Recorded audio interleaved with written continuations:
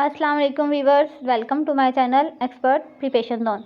उम्मीद करती हूँ कि आप लोग बिल्कुल ठीक होंगे। तो वीवर्स, आज की वीडियो में हम लोग डिस्कस करेंगे पाकिस्तान एयरफोर्स एयरमैन के इनिशियल टेस्ट एक्सपीरियंस एमसीक्यूज जो कि 6 फरवरी 2024 के टेस्ट में आए हैं। So let's start. Question number 1 is if a is equal to √10 + 3 then a square - 1/a square is equal to. अगर आपके पास a की वैल्यू जो है वो √10 + 3 है तो बताएं a स्क्वायर - 1/a स्क्वायर की वैल्यू क्या होगी। तो ये थोड़ा लंबा क्वेश्चन है, यानी सबसे पहले तो आपको 1/a की वैल्यू डिटरमाइन करनी पड़ेगी। 1/a की वैल्यू जो है वो होगी √10 - 3। देन जो फॉर्मूला मैंने यहाँ पे लिखा है कि a square - 1/a square determine करने के लिए आपको दो वैल्यूज़ चाहिए, a + 1/a और a - 1/a। तो आप a की जगह a की वैल्यू पुट करेंगे √10 + 3 और 1/a की जगह आप लोग पुट करेंगे √10 - 3। जब आप इनमें वैल्यूज़ पुट कर देंगे और इसको सॉल्व करेंगे तो इसका आंसर आपके पास क्या आ जाएगा, 12/10। ये बहुत ही बेसिक सा है और 9-10 में हम ये क्वेश्चन करते भी हैं। जस्ट आपको इनकी वैल्यूज़ पुट करनी है। तो आप इसे एक पेज पे सॉल्व कर लीजिएगा, a की जगह a की वैल्यू और 1/a की जगह 1/a की वैल्यू। जब आप इसे सॉल्व करेंगे तो इसका आंसर आपके पास आएगा 12/10। Next is a quadratic equation ax² + bx + c = 0 has no real roots if। यहाँ आपके पास चार ऑप्शंस गिवन हैं कि आपके पास एक क्वाड्रेटिक इक्वेशन है, उसके जो रूट्स आएंगे यानी उसकी जो x की वैल्यूज़ होंगी वो क्या होंगी, रियल नहीं होंगी। कब? आपके पास चार कंडीशन है, या तो आपके पास जो डिटर्मिनेंट है वो 0 से बड़ा होगा, या डिटर्मिनेंट जो है वो 0 के बराबर होगा, या डिटर्मिनेंट की वैल्यू 0 से लेस होगी, और चौथा वाला ऑप्शन तो है उसमें डिटर्मिनेंट के लिए 4 होना ज़रूरी है, जो कि नहीं है। तो चौथा ऑप्शन तो हो ही नहीं सकता। तो आप इस इक्वेशन को सॉल्व करेंगे, ये b² - 4ac वाली जिसे हम डिटर्मिनेंट कहते हैं, इसकी वैल्यू अगर 0 से लेस आ जाएगी तो आपके पास जो भी रूट्स हैं वो रियल नंबर में नहीं होते। तो इसका राइट आंसर क्या होगा, determinant is less than 0.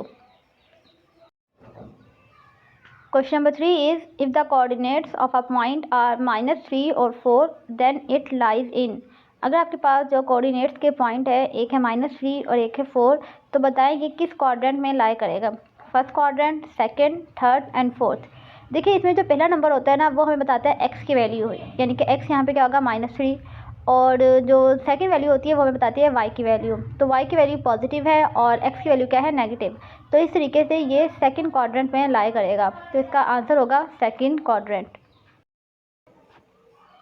Question number 4 is density of mercury is. Mercury की डेंसिटी क्या है, तो इसका राइट आंसर है 13.6 ग्राम पर ml। मरकरी की जो डेंसिटी है वो है 13.6 ग्राम पर ml। इसके अलावा आपको मरकरी का जो है वो मास भी मालूम होना चाहिए और एयर की डेंसिटी मालूम होना चाहिए। ये 2-3 क्वेश्चन हैं जो रिपीट हो रहे हैं।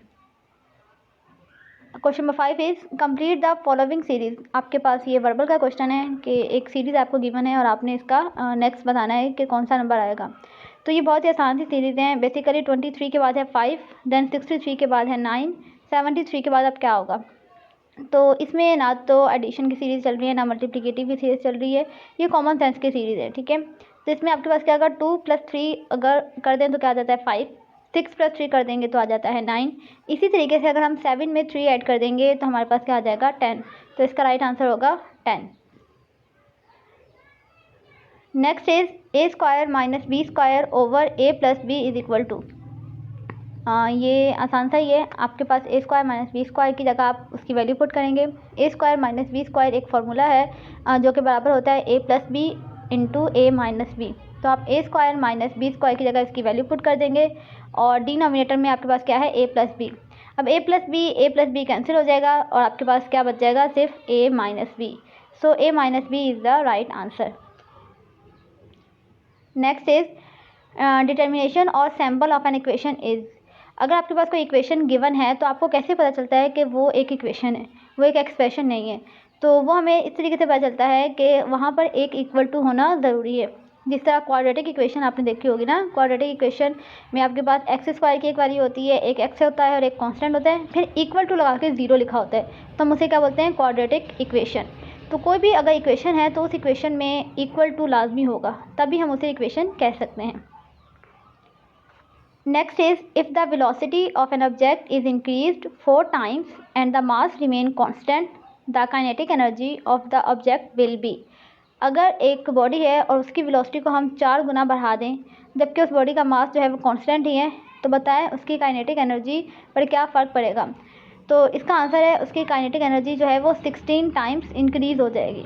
ठीक है, तो काइनेटिक एनर्जी का फॉर्मूला आपको याद होगा, क्या होता है, हाफ mv²।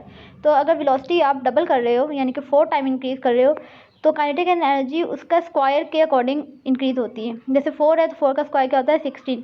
अगर हम वेलोसिटी 3 टाइम्स बढ़ाते हैं तो 3 का स्क्वायर क्या होता है 9। तो काइनेटिक एनर्जी का आंसर आता है 9 टाइम्स। तो आप जितनी वेलोसिटी इंक्रीज़ करेंगे उसका स्क्वायर कर देंगे तो आपके पास उसकी काइनेटिक एनर्जी आ जाएगी। Next is all clevers are intelligent and all intelligents are wise then all clevers are. अगर तमाम चालाक लोग जो है वो ज़हीन हैं और तमाम ज़हीन लोग जो हैं वो अक्लमंद हैं, तो बताएं तमाम चालाक लोग क्या होंगे।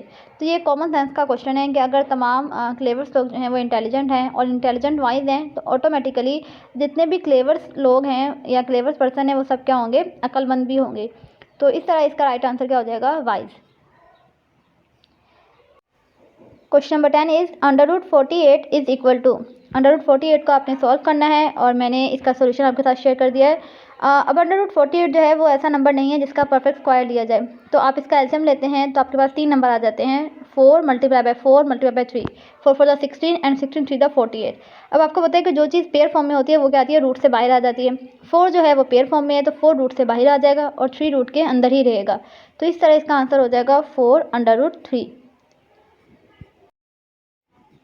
Next is choose the correct spelling. आपने जो है वो करेक्ट स्पेल चूज़ करने हैं। आपके पास 3 ऑप्शन गिवन है, ए, बी और सी, और वर्ड है आपके पास सिंपैथी। तो सिंपैथी का जो है वो करेक्ट स्पेलिंग है ऑप्शन ए। सिंपैथी के करेक्ट स्पेल होते हैं SYMPATHY। तो करेक्ट स्पेलिंग के आपके पास मोस्टली 4 से 5 क्वेश्चन जो हैं वो टेस्ट में आ रहे हैं, तो आपको थोड़ा बहुत जो है वो स्पेलिंग का खुद भी आइडिया होता है कि क्या करेक्ट स्पेलिंग हो सकते हैं। Next is travel is coded as 451936 as later is coded as dash। आपको एक कोड गिवन है ट्रेवल का, तो आपने बताना है कि लेटर का आंसर क्या होगा। तो सबसे पहले तो आप इसमें यही ट्रिक होती है कि आप वर्ड के नीचे जो है वो नंबर्स को लिख लीजिए। जैसे कि एल यहाँ पे क्या हो जाएगा 6, ए हमारे पास है 1, टी हमारे पास 4 और ई 3 और आर क्या है 5। तो इसका राइट आंसर होगा option A. Next is sine theta is equal to. Sine theta किसके इक्वल है, तो इसका आंसर है 1/cosec थीटा। ये एमसीक्यूज बहुत ज़्यादा रिपीट हो रहा है, तो इसके टोटल 6 फार्मूलाज हैं जो मैंने आप लोग को पहले भी बताया था कि tangent theta, cosine theta, sine theta, cot theta, इन सब के जो रेसिप्रोकल हैं वो आप लोग लाजमी याद कर लें ताकि कोई भी अगर एमसीक्यूज उससे पूछा जाता है तो वो आप गलत ना करें। तो आपको 6 के 6 फार्मूले लाजमी याद करने हैं। Next is mid point is divided a line segment into how many parts. अगर आपके पास एक लाइन सेगमेंट है और उसमें आपने एक मिड पॉइंट ड्रॉ कर दिया तो वो जो मिड पॉइंट है वो उस लाइन सेगमेंट को कितने पार्ट्स में डिवाइड करता है। तो इसका आंसर है 2 parts.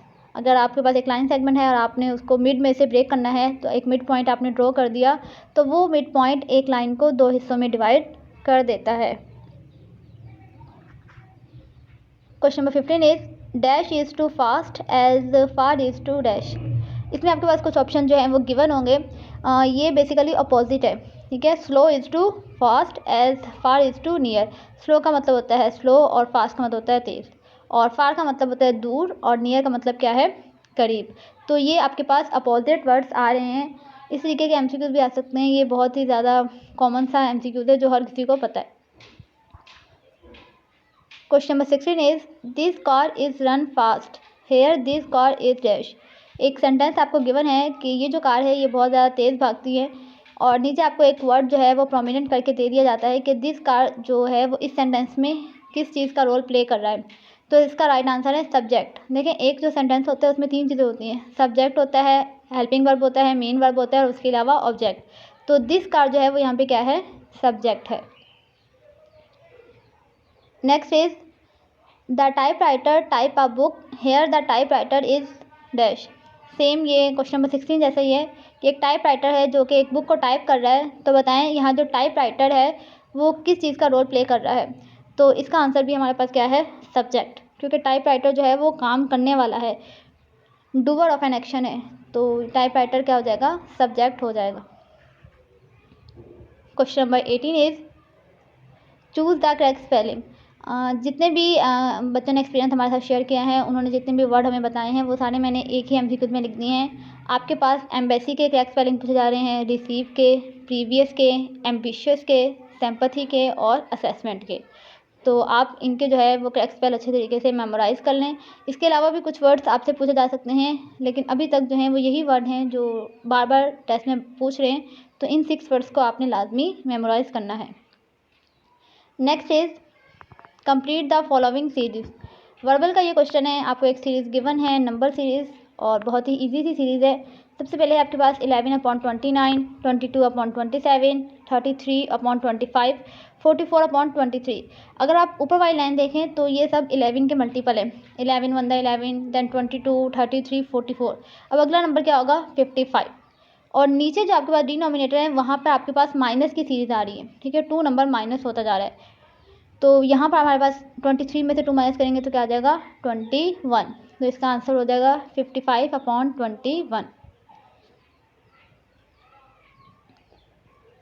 Next is I want to buy dash car. ये आर्टिकल्स हैं कि मैं एक कार जो है वो बाय करना चाहता हूँ। तो इसमें कौन सा आर्टिकल लगेगा, ए, एन या फिर दी। तो इसका आंसर क्या हो जाएगा, आ कार। तो यहाँ पे आ लगेगा। Question number 21 is he is dash European. वो एक यूरोपियन है। तो इसमें भी आर्टिकल ही पूछा गया है कि कौन सा आर्टिकल रहेगा, ए, एन, द। तो मोस्टली जो स्टूडेंट्स हैं वो इसमें एन लगाते हैं, क्योंकि ऐसा लग रहा होता है कि ई जो है वो वोवल वर्ड है, तो हम इसके साथ एन लगा देंगे। लेकिन यहाँ पर एक्चुअली वोवल गेट नहीं हो रहा, ठीक है, यूरोपियन जो है वो वोवल साउंड प्रोड्यूस नहीं कर रहा, तो इसलिए यहाँ पे एन नहीं लग रहा, यहाँ पे आ लगेगा। तो आ जो है वो इसका राइट आंसर है, he is a European. Question number 22 is arithmetic mean is denoted by. Arithmetic mean को हम किस सिंबल से डिनोट करते हैं, तो इसका आंसर है एक्स बार, ठीक है। एक्स होता है और एक्स के ऊपर छोटी सी एक बार लगी होती है, और इस सिंबल से हम जो है वो अर्थमेटिक को डिनोट करते हैं। इसके अलावा अर्थमेटिक का फॉर्मूला भी आपसे पूछ सकते हैं, तो उसका फॉर्मूला भी आप जो है वो लाजमी देख लीजिएगा। Question number 23 is what is the value of g. आपके पास जी की वैल्यू क्या है। जी एक ग्रेविटेशनल कांस्टेंट है और इसकी वैल्यू जो है वो फिक्स होती है, और इसका आंसर है 6.67 एक्सपोनेंट 10⁻⁻11 न्यूटन किलोग्राम स्क्वायर पर मीटर। तो ये जो है वो जी की वैल्यू है, इसको आपको याद ही करना पड़ेगा। इसके अलावा आपसे प्लांक कांस्टेंट की वैल्यू पूछ सकते हैं, अर्थ का रेडियस पूछ रहे हैं। तो ये 2-3 वैल्यू जो हम प्रीवियस एक्सपीरियंस में यानी कि प्रीवियस वीडियो में मैं आप लोगों को बता चुकी हूँ, तो वहाँ से आप लोगों ने इन्हें लाजमी याद करना है। Next is if cost of 15x is ₹75, then find out the cost of 4 dozen eggs is. अगर आपके पास 15 अंडों की कीमत जो है वो 75 रुपये है, तो बताएं 4 डज़न अंडों की कीमत क्या होगी। 4 डजन्स का पूछा है, ठीक है, एक डज़न में 12 अंडे होते हैं, तो आपने 4 डजन्स की कीमत बतानी है। 4 ऑप्शन आपके पास गिवन है, 240, 300, 150 या फिर 185। तो इसका सोल्यूशन मैंने शेयर कर दिया है। आपके पास जो 15x की कॉस्ट है वो क्या है, 75। तो सबसे पहले हमें एक अंडे की कॉस्ट जो है वो मालूम करनी है। उसको हम कैसे मालूम करेंगे कि 75 को 15 से डिवाइड कर देंगे, तो आपके पास आएगा 5, यानी कि एक अंडे की कीमत कितनी है, 5 रुपये। अब हमें 4 डज़न की चाहिए, तो सबसे पहले आपको पता है कि एक डज़न में 12 अंडे होते हैं, आपसे 4 डज़न का पूछा है, तो 4 को आप 12 से क्या कर देंगे, मल्टीप्लाई 48, यानी कि टोटल आपके पास 48 एग्स हैं। अगर एक अंडा 5 रुपये का है तो 48 कितने के होंगे, तो 48 को 5 से मल्टीप्लाई कर देंगे, तो इसका आंसर आएगा 240। तो 4 डज़न अंडों की प्राइस क्या हो जाएगी, 240 rupees. Next is the equation 3x + 5 = 4x + 7, then the value of x will be. आपके पास एक इक्वेशन गिवन है और आपने इसमें से x की वैल्यू फाइंड आउट करनी है।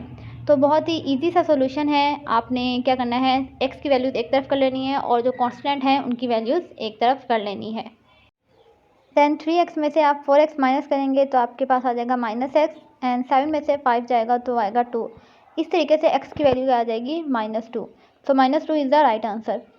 तो व्यूअर्स ये थे वो MCQs जो कि 6 फरवरी के टेस्ट में रिपीट हुए हैं। आपने इन MCQs को जो है वो लाजमी गो थ्रू करना है। होप सो वीडियो जो है वो आपके लिए हेल्पफुल रही होगी। अब मोस्टली कैंडिडेट क्या करते हैं कि वीडियो वॉच कर लेते हैं लेकिन चैनल को सब्सक्राइब नहीं करते। तो काइंडली अगर वीडियो आपके लिए हेल्पफुल होती है तो चैनल को लाइक कर दिया करें, शेयर कर दिया करें और सब्सक्राइब कर दिया करें। Thank you so much.